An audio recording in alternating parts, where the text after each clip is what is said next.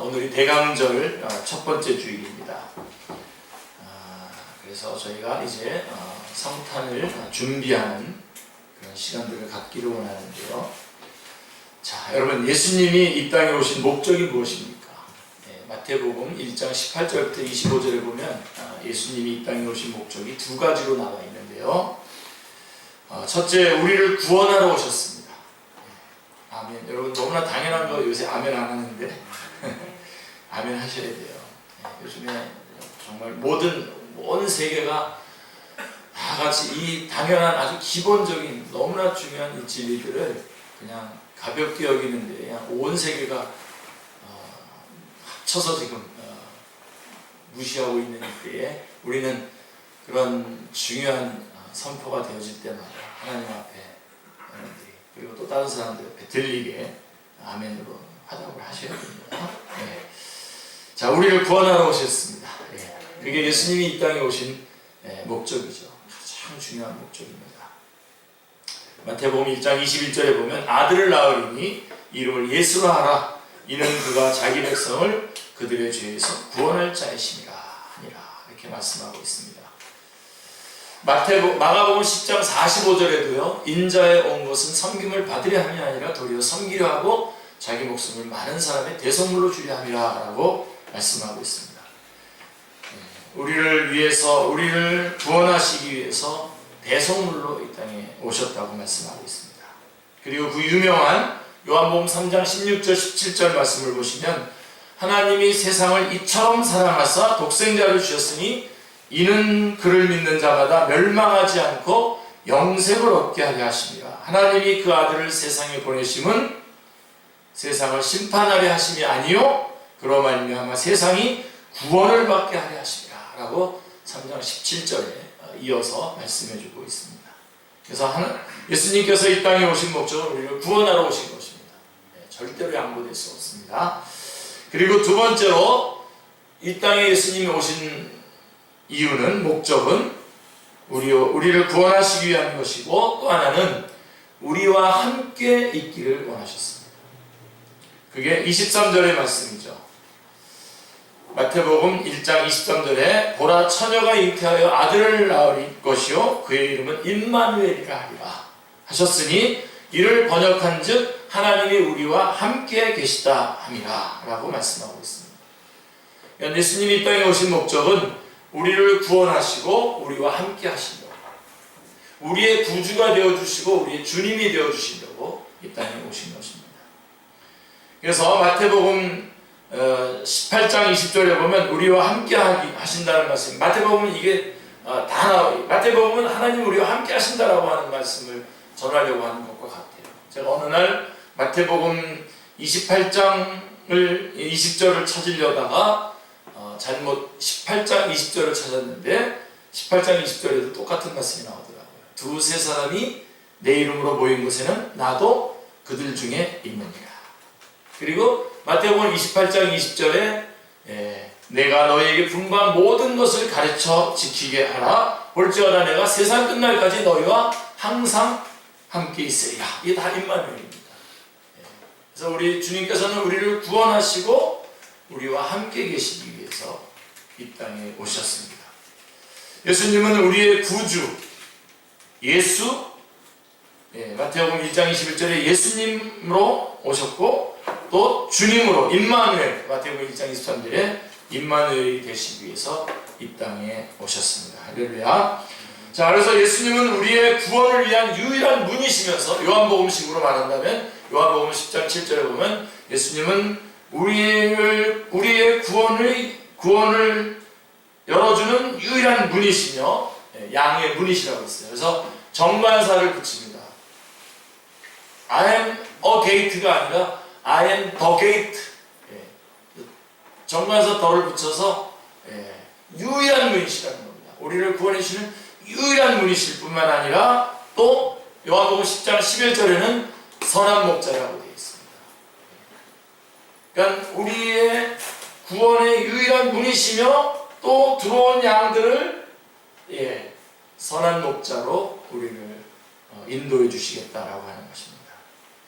예수님은 자신이 구주 되심과 주님 되심을 친히 말씀하셨습니다. 10장, 요한복음 10장 10절에 보면 내가 온 것은 양으로 생명을 얻게 하려면 구주 되심하고 더 풍성히 얻게 하려면 우리 주님 되어주시겠다고 말씀하고 계시는 것입니다. 자, 예수님은 이런 목적을 가지고 우리 가운데 오십니다. 자, 그럼 우리가 준비해야 될 것이 무엇일까요? 그게 이제 오늘 누가복음 3장 1절부터 8절까지의 말씀 속에서 잘 나타나 있습니다. 사랑하는 성도님들, 기다림이 있다라고 하는 것은 참으로 행복한 일입니다. 기다림이 행복한 거죠. 기다림이 있다는 것은 참으로 행복한 일입니다. 기다릴 대상이 있다는 것, 기다릴 자격이 있다는 것만큼 행복하고 아름다운 일은 없을 것입니다. 소망적인 기다림을 가진 사람, 약속받은 미래를 바라보는 사람은 어떠한 경우에 처하더라도 행복한 사람입니다. 2000년 전 이스라엘은 로마의 속국으로 어둡고 암담한 현실 속에 있었습니다. 정치 사회적으로는 불안했고 도덕과 윤리는 헤로드 왕이 동생의 아내를 취해 자기의 아내를 삼는 등 땅에 떨어졌죠. 종교적으로는 세속화되고 의식만 남아서 알맹이는 사라진 상태였습니다.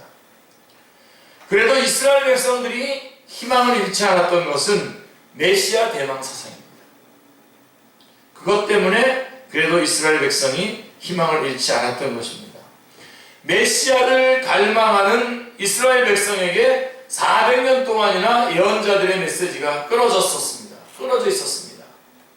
그런데 그 메시지가 광야에서 다시 전해지고 있는 것입니다. 그게 오늘 3절 말씀에 세례 요한이 외치자 가뭄의 단비를 만난 듯이 많은 이스라엘 사람들이 그 선지자의 외침을 듣기 위해서 광야로 모여들었습니다. 자, 세례 요한은 외쳤습니다. 누가복음 3장 3절로 6절까지 말씀입니다. 요한이 요단강 부근 각처에 와서 죄사함을 받게 하는 회개의 세례를 전파하니 선지자 이사야의 책에 쓴 바 광야에서 외치는 자의 소리가 있어 이르되 너희는 주의 길을 준비하라. 그의 오실 길을 곧게 하라. 모든 골짜기가 메워지고 모든 산과 작은 산이 낮아지고 굽은 것이 곧아지고 험한 길이 평탄해질 것이요 모든 육체가 하나님의 구원하심을 보리라 함과 같습니다. 자, 너희는 주의 길을 예비하라, 준비하라, 그가 오실 길을 곧게 하라, 모든 육체가 하나님의 구원하심을 보리라 라고 말씀하고 있습니다. 여러분, 이 주의 길은 그것은 왕도를 의미하는 것입니다. 로얄 로드입니다. 옛날에 왕이 지나간다고 하면 길을 닦았고 길이 없으면 일부러 길을 만들었습니다. 구부러진 길을 바로 잡았고 더러워진 길은 깨끗하게 청소했습니다. 세례 요한은 이 왕도를 마련하여 예수 그리스도를 맞이하라고 외치고 있습니다. 메시아를 맞이할 길을 예비하라. 그리고 그 길로 왕을 모셔드려라. 자, 길을 닦아야 합니다. 좋은 길, 고른 길이 필요합니다. 평탄한 길이 필요합니다. 구부러진 길은 효율이 없습니다. 튀어나온 곳은 깎아내고 낮은 골짜기는 메우고 높은 산에는 구를 뚫고 다 깎을 수 없으니까 강에는 다리를 놓아야 합니다. 자, 예수님은 우리를 구원하시기 위해서 또 우리와 함께 하시기 위해서 이 땅에 오시는데 우리는 이 예수님을 어떻게 맞이해야 되느냐? 바로 우리의 마음에도 이러한 길을 만들어 놓고 예수 그리스도를 기다려야 하는 것입니다. 예수 그리스도께서 내 마음에 들어오시도록 그 길, 즉 왕도를 만들고 크리스마스를 맞이하라고 하는 것입니다. 메시아를 모셔드릴 마음의 길을 예비하라. 그러면 이제 우리는 크리스마스를 어떻게 준비해야 합니까? 첫 번째로 절망의 골짜기가 메워져야 됩니다. 우리 안에 절망의 골짜기는 메워져야 됩니다. 자, 우리 누가복음 3장 5절에 앞부분을 보시면 이렇게 되어 있어요. 모든 골짜기가 메워지고 라고 되어 있습니다. 여러분, 요한복음 5장에 보면요, 예수님께서 베데스다 못가에서 38년 된 병자를 보시고 좀 이해할 수 없는 질문을 합니다. 38년 된 병자를 놓으시고 예수님께서 묻습니다. 6절에 보면, 요한복음 5장 6절에 보면 예수께서 그 누우신 것을 보시고 병이 벌써 오랜 줄 아시고 이르시되 내가 낫고자 하느냐. 이 마지막에 내가 낫고자 하느냐. 38년 동안 병석에 있는 그 병자에게 예수님께서 내가 낫고자 하느냐라고 이렇게 묻고 있습니다. 굉장히 중요한 내용입니다. 여러분, 어떤 병자가 자기 병이 안 낫고 싶겠습니까? 그런데 예수님은 그렇게 질문하셨습니다. 내가 낫고자 하느냐? 오늘 우리 주님께서도 여러분에게 이거 묻고 있는 겁니다. 여러분 정말 낫고자 하느냐?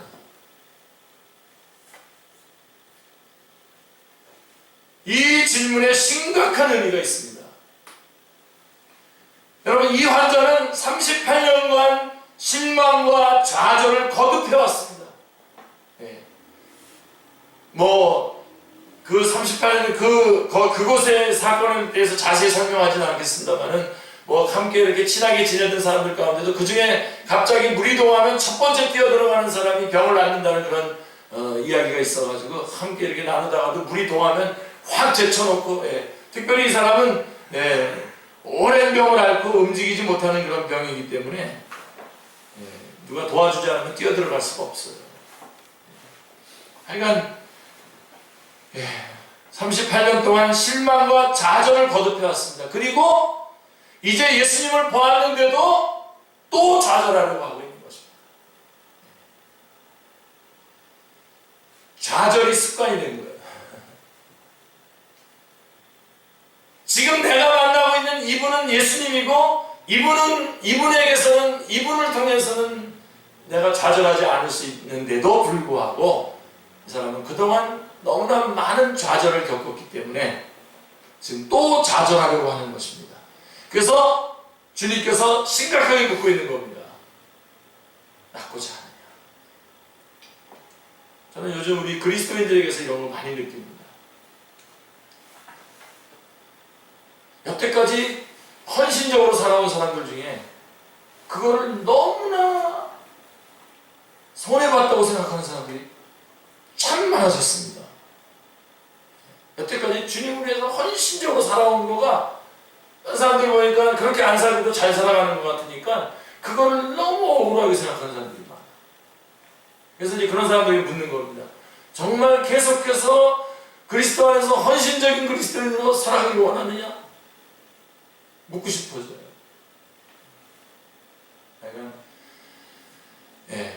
그렇게 살지 않아왔던 사람이라도 이제 말씀을 들으면서 내가 이렇게 살아야지, 정말 주님을 위해서 살아야지 라고 그렇게 결단할 때에 너 정말 그렇게 살아가기를 원하느냐? 우리 주님이 물을 수밖에 없어요. 그렇게 결단을 하고서는 다시 그대로 자기의 옛삶을 더 동경하면서 살아갑니다. 그게 익숙해져 있어가지고.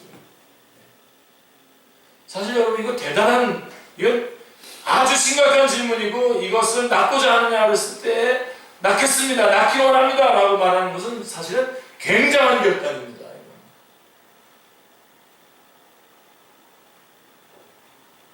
자, 이제까지 모든 사람에게 또 모든 신에게 다 실망하고 절망했어도 지금 이 예수님의 말씀만은 믿어야 합니다.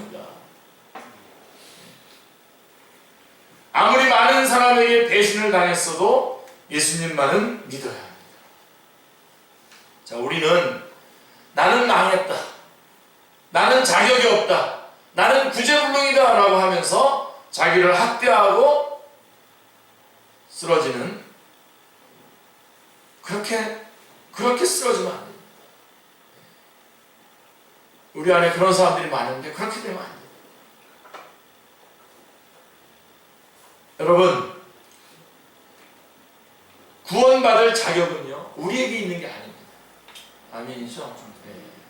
그러니까 왜 여러분을 보면서 먼저 나는 망했다, 나는 자격이 없다, 나는 구제불능이다, 그거는 안 되는 것입니다. 이런 마음으로 예수님을 받아들이면 예수님도 똑같이 취급해버린단 말입니다. 그동안 나를 실망시켰던 많은 사람과 많은 신과 똑같이 예수님을 대하게 된다는 것이죠. 여러분, 구원받을 자격은 우리에게 있지 않습니다. 주님에게 있습니다. 그래서 여러분, 지금도 뭐 한국교회가 뭐 어쩌고저쩌고 뭐 마이너스 성장이라고 말하지만요, 다 불신앙입니다. 마치 우리에게 어떤 소망이 있는 것처럼, 어떤 공부를 많이 한 사람들이 예수님을 믿지 않는다 그러면 마치 공부 잘하는 것이 무슨 중요한 어떤 예수 믿는 사람들의 어떤 자격이고 아주 그래서 그게 멋진 그리스도인인 것처럼 우리 그렇게 말하면서 사람들이 안 믿는 것 때문에 실망하고 좌절하지요. 다 불신앙입니다. 우리의 소망은 예수님께 있습니다. 예수님이 계시는 한 우리는 소망이 있는 겁니다. 이게 지금 오늘날 우리에게 가장 무서운 지금 들이우고 있는 이 절망입니다. 이 골짜기입니다. 이 골짜기를 내어야 됩니다.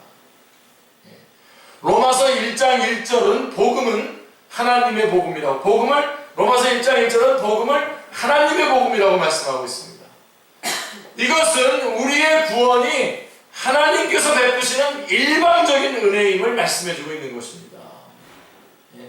아멘입니다, 여러분. 하나님께서 일방적으로 우리에게 구원을 베풀어 주신 겁니다. 그래서 우리의 구원은 베푸시는 하나님께서 그 주도권을 갖고 있단 말입니다. 그래서 하나님의 복음입니다. 더 정확하게, 더 솔직하게 얘기하면 우리가 그리스도인 된 확인점은 우리 안에 없습니다. 우리 안에서 찾으려고 하면 절망할 겁니다. 우리가 그리스도인 된 그 확인점은 여전히 하나님께 있습니다. 하나님이 나를 사랑하신다고 했고 그가 베풀어 주신 은혜 안에 내가 구원받았다고 하는, 내가 그리스도인이라고 하는 확인점이 있는 거지. 내 쪽에서 어떤 것들을. 근데 요즘 교회가 그거 확인하려고, 그거 서로 확인하려고 뭐 이것도 해야 되고 저것도 해야 되고 뭔가를 자꾸만 뭔가를 만들어서 여기다 거는 거예요. 여러분, 이 질그릇, 우리 질그릇이잖아요. 우리 질그릇이 중요한 게 아니라 질그릇 안에 누가 있는 겁니까? 보배가 있지 않습니까? 질그릇 안에. 그러면 여러분, 질그릇의 가장 질그릇다운 모습은 뭐냐면 깨지는 겁니다. 깨져서 보배가 드러나는 건데 우리는 어떻게 하냐면 보배는 놔두고 질그릇에다가 자꾸 여기다 색칠하고 여기다가 뭐 그 금딱지 붙이고 여기다 뭐 훈장 같은 거 붙이고 해가지고 질그릇에다 뭔가를 해가지고 내가 그리스도인이다. 너 뭐 붙였지? 나는 이거 붙였다. 그게 여러분 갈라디아 교회의 내용 아닙니까? 그게 그냥 예수 믿고 구원받은 거 가지고는 뭐 내가 드러낼 게 없고 자랑할 게 없단 말이에요. 그러니까 할례를 받아야 된다는 겁니다. 그래서 할례 받았다 그러면서 자랑하려 아니라 갈라디아서가 얘기하고 있지 않습니까? 어떤 모임 같은 데 가면, 제가 목사잖아요. 그러면 막 거기 찬양도 하고 뭐 여러 가지 발표도 하고 그런 데 가보면 목사님 제가 민망스러워요. 저에게 보이려고 막 하는 것 같은 그런 때가 많아요. 그래서 도대체 저 사람들은 뭐야? 나는 그냥 말씀 전하러 왔고 저한테 왜 내 눈치를 저렇게 봐? 하나님 앞에 드리는 거예요. 그걸 찾게 해서 이번 크리스마스 때는 이 절망의 골짜기를 쫙 덮으십시오. 분명히 말합니다. 확인점 우리에게 없습니다. 우리에게 있다고 말하는 이런 종교들, 여러분 불교 같은 경우 어떻게 합니까? 성불하십시오. 얼마나 좋습니까? 내가 뭔가를 채우면 뭐고 하면 이제 성불하는 거네. 나도 석가모니가 되는 거 아니에요. 그러니까 자존심을 싹 살려준다고요. 근데 우리 기독교는요, 너 죄인이야 하면서 얼굴 껍데기 확 벗기고 거기다 고춧가루 확 뿌리는 거 아니에요, 여러분? 아니 왜 죄인이라고 그러고. 하나님의 전적인 은혜로 우리를 구원받는 겁니다. 그런 확인점 우리 쪽에서 찾으려고 하지 않기를 바랍니다. 누가복음 15장의 탕자를 보십시오. 이게 복음입니다. 이 탕자의 모습이. 제사를 다 탕진하고 돌아온 탕자가 집으로 돌아와서는 떡하니 잔치자리에 참여하고 있어요. 근데 여기서 누구라도 딱 나타나가지고 자격을 묻고 너 이딴 놈이 어떻게 여기서 잔치 참여할 수 있어? 하고선 아니 그렇지 않아도 그 형이 이렇게 아버지가 이 탕자에게 잔치를 부르셨다고 해서 바깥에서 들어오지도 않았잖아요. 여러분 그런 거에서 절대로 확인적으로 찾으시면 안 됩니다. 여러분 자신도 그리고 다른 사람에 대해서도 그걸로 확인적으로 찾지 말라고요. 그래서 여러분 정말 간증 같은 거 자꾸 시켜가지고 뭐 내가 그래도 괜찮은 사람을 괜찮은 인생을 살아서 괜찮게 성공했다 이런 얘기들을 하지 말자고요. 제가 뭐 유명한 뭐 이어령 교수나 이런 분들이 좀 막 안 돌아다니고 막 많이 말 안 했으면 좋겠어요. 말들이 많아요. 그 모든 것이 다 확인점이 아니거든요. 그도 역시 예수 그리스도로 말미암아 구원받을 수밖에 없었다는 거죠. 은혜로 구원받았다는 거예요. 제발 사람들 높이지 마세요. 서로. 다시 한번 말씀드립니다. 사람은 섬기고 사랑해주고 기도해줘야 될 대상이지 의지하고 그런 대상이 아니에요. 괜히 나중에는 사람 때문에 실망했다고. 우리 축구팀 우리 코치님도 여기 계신데 누구 때문에 못 하겠다는 거예요. 뭘 누구 때문에 못 와요. 그냥 하면 되는 거지 자기가. 실력이 없어서 못 오겠다는 말은 아니에요. 누구 때문에 못 오고 어쩌지. 여러분 이 교회도 주님 앞에 예배드리고 하나님 앞에 내가 서는 겁니다. 누구 때문에. 그럼 그 사람은 그렇게 의지했다는 거 아닙니까? 하나님 의지해야지 왜. 하나님 의지하셔. 그래서 제가 뭐 마구 목회하겠다는 그런 얘기가 아니라 저도 열심히 여러분 존경받도록 열심히 준비하고 기도하고 하겠습니다만 그러나 사람 의지하지 마시면. 자 어쨌든 이 탕자가 돌아와서 잔치에 와서 즐기고 있지 않습니까? 그 못되게 돈 가지고 나간 그 돈으로 가서 배운 디스코 와가지고서 잔치해 주니까 거기서 치고 있잖아요. 잘 보셔야 돼요. 이게 기독교를 여러분 오해하시면 안 돼요. 잘 보셔야 됩니다. 기독교는 율법 행위 종교가 아니에요. 행위 구원이 아니에요. 제일 먼저 여러분 창세기 2장 17절에 선악을 알게 하는 나무의 열매를 따먹지 말라 그랬을 때 인간은 가장 평온한 상태에서도 이걸 못 지켰어요. 그래서 행위 언약을 더 이상 우리 주님은 우리 행위 언약을 우리에게 하지 않습니다. 그래서 바로 창세기 3장 15절에서 바로 은혜의 언약을 맺은 겁니다. 내가 하겠다. 은혜 언약을 맺는 겁니다. 그리고 나중에 모세 언약도 모세에게도 약속의 말씀을 주시지만 이거는 그 말씀을 통해서 우리가 행위 언약으로는 주님 앞에 갈 수 없는 존재들이라고 하는 것을 분명하게 깨닫게 해주기 위해서 언약을 해주십니다. 그러니까 결국은 원복음 아브라함 언약으로 이어지는 이 언약이 이어지는 거예요. 그대로 같은 맥락으로 이어지는 거예요. 자, 호세아서를 보시면요. 여러분, 호세아의 고멜의 경우는 이와 같습니다. 자, 노예로 팔려간 고멜이었지만 남편이 찾으러 왔을 때에 툭툭 털고 일어나서 집으로 돌아옵니다. 끈질긴 호세아의 사랑도, 끈질긴 호세아의 이 고정된 사랑, 하나님의 사랑은 고정된 사랑이거든요. 끈질긴 호세아의 이 고정된 사랑도 대단하지만 그 사랑을 자기의 처지와 관계없이 의심하지 않고 받아들이는 고멜의 믿음도 대단한 겁니다. 사실은 그게 더 어렵지 않을까요? 주님의 시선으로, 주님이 보시는 시선으로, 그런 절대적인 시선으로 자기 자신을 보아야 합니다. 하나님이 나를 어떻게 보느냐로 내가 나를 봐야 됩니다. 그게 믿음입니다. 이거를 여러분 자존감을 회복하는 거라고 해요. 자존감입니다.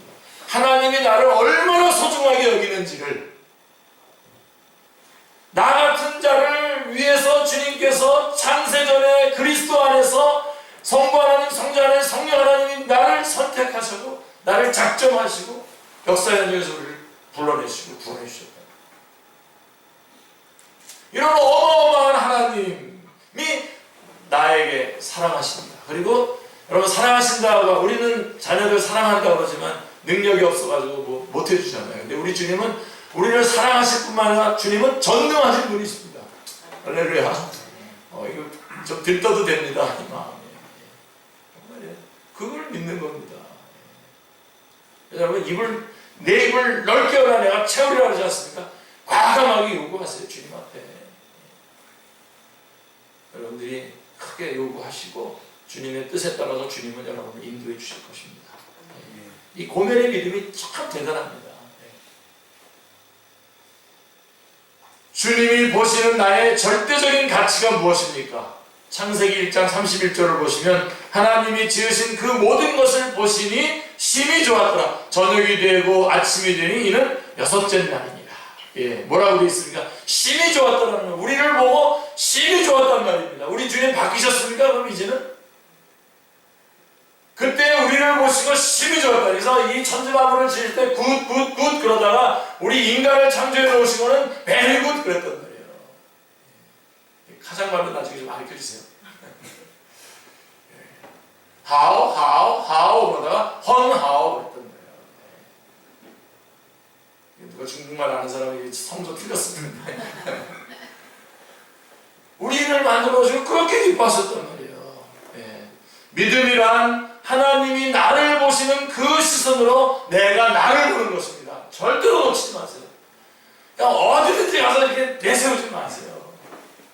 하나님을 내세우세요. 누가 뭐라 그러면 아니라고 그러세요. 뭐 좀 아니라고 그러고 하나님이 그렇게 하신 거다. 이렇게만 간증을 해주신다면 저는 얼마든지 여기 간증하겠다고 저한테 맨날 와요. 우리 교회 큰 교회인 줄 알고 우리 교회 간증하겠다고 뭐 공짜로 해주겠다고 그러더라고요. 아니 이렇게 간증한다면 하나님을 높인다면요. 여러분, 우리를 심히 좋았다. 여러분, 하나님이 믿음이라 하나님이 나를 보시는 시선은 내가 나를 보는 거라고 했는데요. 제가 이걸 더 자세하게 얘기해 드릴게요. 내가 나를 볼 때 지금의 나의 모습이 아니라요. 하나님께서 역사하셔서 나를 가장 멋지게 만들어 놓은 그 나. 주님께서 내 삶 속에 개입하셔서 나를 아름답고 존귀하고 눈부시게 만들어 놓으실 그 나의 모습으로 하나님이 보시는 그 모습대로 내가 나를 보는 겁니다. 아멘. 이것이 예수님을 맞이하는 첫 번째 준비입니다. 절망의 골짜기는 메우고 높은 자존감으로 성탄을 준비하시기를 기도합니다. 그 다음에 두 번째로 교만의 산은 깎아야 합니다. 자, 5절 누가복음 3장 5절 중간 부분을 보시면 모든 산과 작은 산이 낮아지고 라고 말씀하고 있습니다. 자, 여러분, 교만이란 무엇입니까? 교만. C.S. 루이스는 그의 기독교 변증서인 순전한 기독교에서 이 책은 한번 5번 읽을 것을 권합니다. 이 기독교 변증서인 이 순전한 기독교에서 교만을 가장 큰 죄라는 타이틀을 붙여서 설명하고 있습니다. 이 C.S. 루이스 같은 경우는 어떤 신학자들은 이 역대의 최고의 신학자들 10명 중에 10명을 꼽는다면 그 10명에 꼽히는 사람입니다. C.S. 루이스. 자, 기독교 변증서인 순전한 기독교에서 교만을 가장 큰 죄라는 타이틀을 붙여서 설명하고 있습니다. 조금 설명을 드린다면 교만이란 이 세상에 사는 사람이라면 누구도 자유로울 수 없는 악, 그러면서도 다른 사람에게서 그것이 나타나면 누구나 혐오하는 악, 그리스도인 말고는 자신에게 그런 악이 있다는 것을 생각조차 못하는 악이다 라고 말씀하고 있습니다. 무시무시한 겁니다. 이 교만이라는 것. 계속해서 그가 교만에 대해서 쓴 글을 요약해보면 다음과 같습니다. 교만은 가장 핵심적인 악이요 가장 궁극적인 악이다. 교만은 온갖 다른 악으로 이어진다. 교만은 하나님께 전적으로 맞서는 마음 상태이다. 교만한 사람일수록 다른 사람의 교만을 더 싫어한다. 각 사람의 교만은 다른 사람의 교만과 경쟁 관계에 있다. 다른 악들은 우연히 경쟁적이 되는 반면에 교만은 본질적으로 경쟁적이 된다. 교만은 단순히 무언가를 가지는 것에 만족하지 못하고 옆 사람보다 더 가져야만 만족한다. 교만한 사람은 자신이 원하는 것 이상을 얻었을 때에도 단지 자기 능력을 가시하기 위해서 더 많은 것을 얻고자 한다. 권력이야말로 교만한 사람이 가장 좋아하는 것이다. 다른 사람들은 꼭두각시처럼 좌지우지하는 것만큼 우월감을 느낄 수 있는 일이 더 이상 없기 때문이다. 교만한 사람은 자기보다 힘있고 돈 많고 똑똑한 사람이 전 세계에 단 한 명만 있어도 경쟁자로 여기고 적으로 여긴다. 피곤한 인생을 사는 거죠. 교만한 사람은 하나님을 알 수 없다. 왜? 교만한 사람은 항상 눈을 내리깔고 사물과 사람을 본다. 그렇게 내리깔고 보는 한 자기보다 높이 있는 존재를 결코 볼 수 없다. 라고 이렇게 중요한 부분만 이렇게 골랐습니다. 언젠가 새벽 기도회 때 이 순전한 기독교 같이 했고 우리 여전도에서도 이것을 했던 기억이 납니다. 이 책을 가지고 북스타들이 했던 기억이 납니다. 마음에 교만이 있는 사람은요, 자기 명예, 자기 존중, 자기 우월감 때문에 예수님이 오셔도 알아보지 못하고 영접하지 못합니다. 요한복음 1장 11절 말씀이 바로 그 말씀입니다. 자기 땅에 오매 자기 백성이 영접하지 아니하였다. 여러분 마태복음 18장 1절로 5절 말씀을 보시길 바랍니다. 마태복음 18장 1절 5절에 보시면 그때의 제자들이 예수께 나와 이르되 천국에서는 누가 크니까? 예수께서 한 어린아이를 불러 그들 가운데 세우시고 이르시되 진실로 너희에게 이르노니 너희가 돌이켜 어린아이들과 같이 되지 아니하면 결코 천국에 들어가지 못하리라. 그러므로 누구든지 이 어린아이와 같이 자기를 낮추는 사람이 천국에서 큰 자니라. 또 누구든지 내 이름으로 이런 어린아이 하나를 영접하면 곧 나를 영접함이니라고 말씀하고 있습니다. 자, 여러분 여기에 중요한 내용이 나옵니다. 구원의 절대 조건이 무엇입니까? 이 마태복음 18장 1절 5절 말씀을 보면 구원의 절대 조건이 무엇입니까? 어린아이와 같이 되는 것입니다. 그렇지 않으면 구원받지 못합니다. 절대 조건입니다. 어린아이와 같이 자기를 낮추는 사람이 천국에 들어갈 수 있습니다.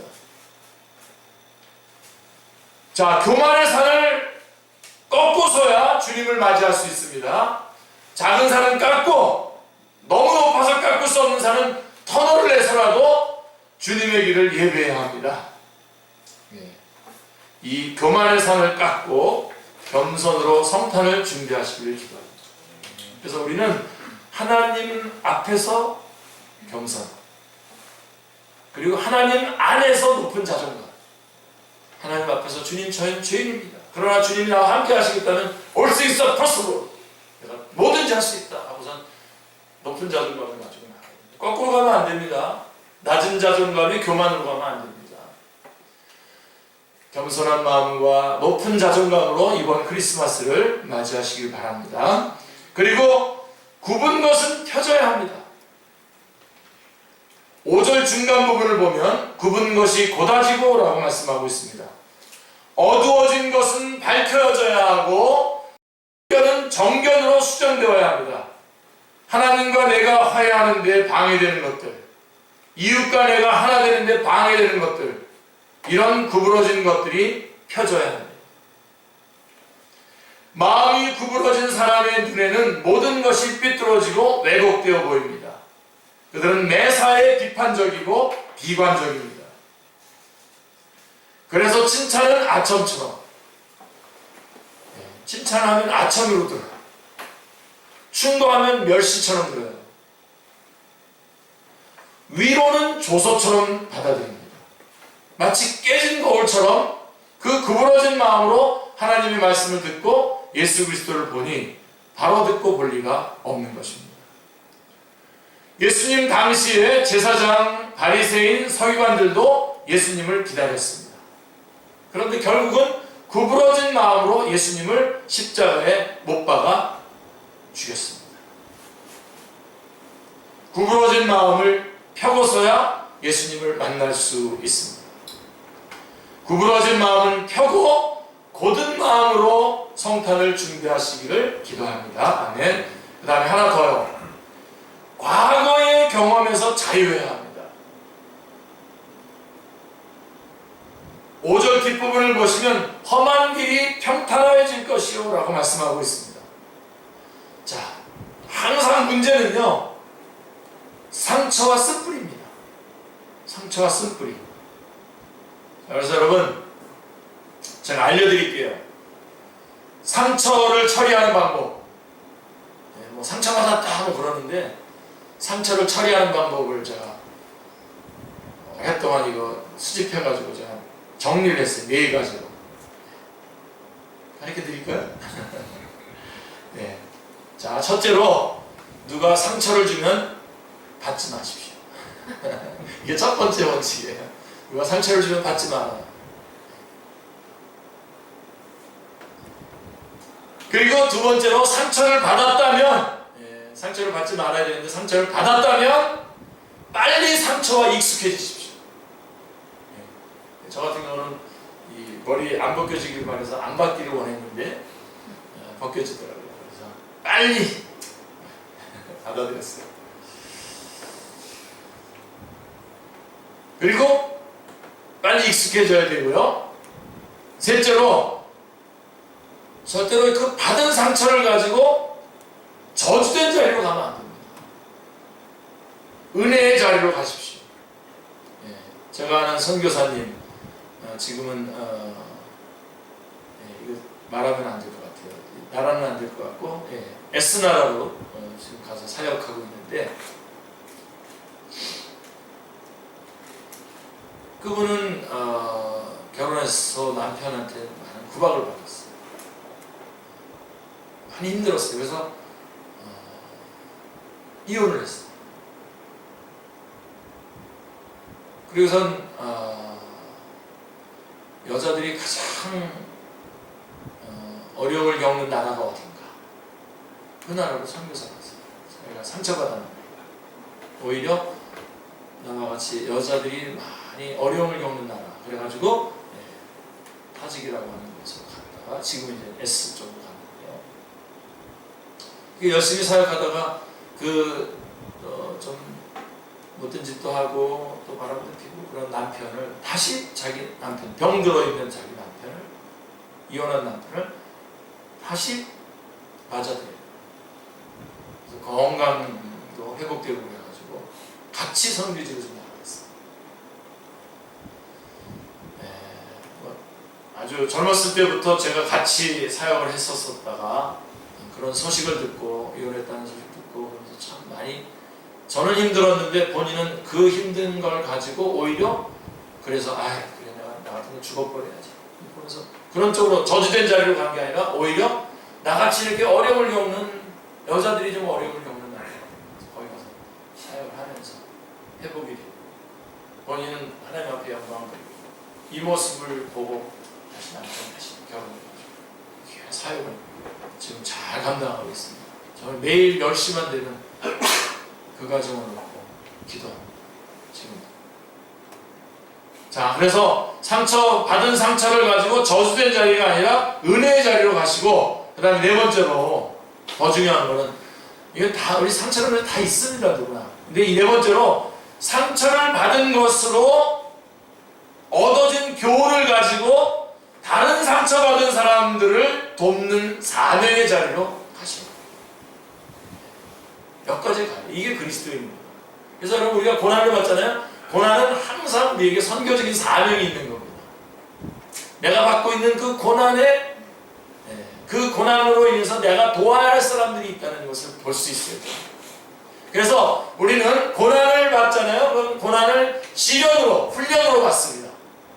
그리고 이 훈련을 복으로, 그리고 복을 사명으로, 고난을 시련으로, 시련을 은혜로, 은혜를 사명으로 연결하셔야 됩니다. 그리스도인은 상처를 받는 것으로 인하여 가난한 마음이 되어서, 오히려 상처받으면서 가난한 마음이 되어서 그 영혼은 오히려 주님만 의지하게 되는, 주님께 솟구쳐 올라가는 그러한 사람들을 말하는 것입니다. 시편 119편 71절을 보시면 고난당한 것이 내게 유익이라 이로 말미암아 내가 주의 율례들을 배우게 되었나이다. 자, 상처를 치유하고 쓴뿌리를 뽑아내고야 예수님을 만날 수 있습니다. 과거의 경험에서 자유해야 예수님을 새롭게 영접할 수 있습니다. 더럽혀지고 상처받은 마음을 버리고 깨끗한 마음으로 성탄을 준비하시기를 기도합니다. 그래서 겸손한 마음, 높은 자존감, 그 다음에 구부러진 것들, 그 다음에 더러워진 것들, 구부러진 것은 펴고 곧은 길, 그 다음에 더럽혀진 것들을 깨끗한 마음으로 성탄을 준비하시길 바랍니다. 그리고 구체적인 회개가 있어야 된다. 오늘 8절 말씀을 보시면 회개에 합당한 열매를 맺고 라고 말씀하고 있습니다. 가장 중요한 것은 우리가 예수님을 맞아들이기 위해서 구체적인 회개가 있어야 됩니다. 열매를 맺어야 합니다. 회개란 눈물을 흘리는 것으로 끝나는 것이 아니죠. 뒤로 돌아서는 것입니다. Turn away from sin. 죄로부터 돌아서는 것을 말합니다. 회개란 그저 답답해서 우는 값싼 눈물이 아닙니다. 감상이 아닙니다. 우리 한국교회 성도들 뭐 좀 은혜 받으면 많이 울죠. 그래서 그 울었다는 것으로서 여태까지 내가 잘못 살아온 것들 딱 가름해버리고 여전히 계속해서 잘못된 길을 그래서 계속 살아가는 거죠. 안 우셔도 좋으니까 냉정하게 그 죄의 자리에서 떠나셔야 돼요. 확 돌이키셔야 돼요. 누가복음 19장에 나오는 삭개오처럼 구체적인 행위가 있어야 합니다. 재산의 절반을 나누어주고 네 것을 토색한 일이 있으면 4배나 갚겠다고 했습니다. 회개를 했으면 거기에 합당한 열매를 맺어야 합니다. 삶의 구체적인 변화가 있어야 합니다. 회개란 버리지 못한 것들을 헤아려서 실제로 버리는 것, 이것이 회개입니다. 버려야 할 것을 버리지 못하고 끊어야 할 것을 끊지 못해서 그리스도인답게 살지 못하는 사람들이 얼마나 많습니다. 하나님께서는 나는 예수님 이외에는 아무것도 원하는 것이 없다고 고백하는 깨끗한 사람을 하나님께서는 쓰십니다. 내가 버려야 할 것이 무엇인지 구체적으로 정리하십시오. 디도서 2장 12절은 경건하지 않은 것과 이 세상 정욕을 다 버리라고 권면하고 있습니다. 이 세상 정욕, 물질입니다. 물질 그런 것들. 디도서 2장에 무슨 말씀 나오는 거 아시죠? 2장 12절 우리 금요기도 때 한번 말씀드렸죠. 선한 일을 위하여 열심을 다하는 친백성이 되게 하려고. 그런데 선한 일을 열심히 하는 친백성이 되기 전에 우리가 그렇게 하기 위해서 제일 먼저 해야 되는 세상 정욕을 버려야 됩니다. 경건하지 않은 것과 세상 정욕을 버려야 됩니다. 실제적인 회개의 열매로 성탄을 준비하시기를 기도합니다. 자, 회개에 합당한 열매를 맺고 구부러진 곳은 바로잡고 교만한 산을 꺾고 절망의 골짜기는 메우고 상처는 싸매고 더러워진 길은 깨끗하게 청소해서 영광의 왕이 들어오시도록 준비하고 이번 크리스마스를 맞이하시기를 기도합니다. 예수님을 영접하시길 바랍니다. 그렇게 해서 예수님을 영접하시길 바랍니다. 마리아가 이르되 주의 여종이오니 말씀대로 이루어지 천사가 와서 얘기했을 때 그 말씀을 영접했습니다. 요한복음 1장 12절에 영접하는 자고 그 이름을 믿는 자들에게는 하나님의 자녀가 되는 권세를 주신다고 하셨습니다. 그리고 요한계시록 3장 20절에 보면 볼지어다 내가 문 밖에서 두드리노니 누구든지 내 음성을 듣고 문을 열면 내가 그에게로 들어가 그와 더불어 먹고 그는 나와 더불어 먹으리라 말씀하고 있습니다.